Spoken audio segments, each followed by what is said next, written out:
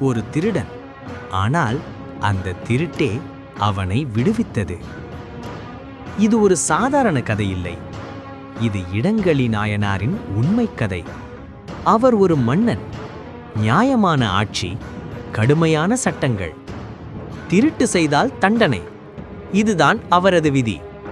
ஆனால் ஒரு நாள் ஒரு மனிதன் பிடிக்கப்பட்டான். குற்றம் திருட்டு. அவனை மன்னனிடம் கொண்டு வந்தார்கள். ஏன் திருடினாய் என்று கேட்டார் மன்னன்.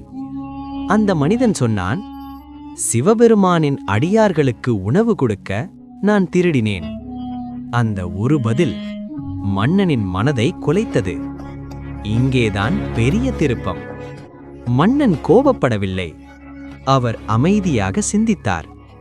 அவன் தனக்காக இல்லை, இறைவனின் அடியார்களுக்காக செய்தான்.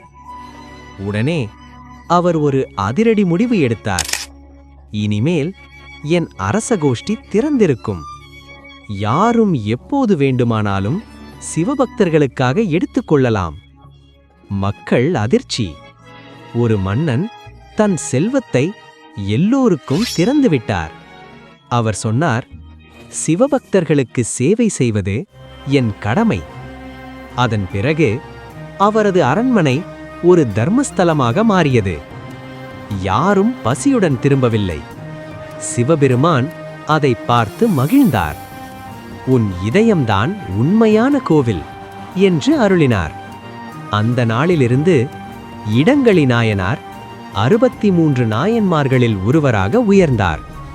இந்த கதை சொல்லும் உண்மை, சட்டம் முக்கியம், ஆனால் கருணை அதைவிட உயர்ந்தது.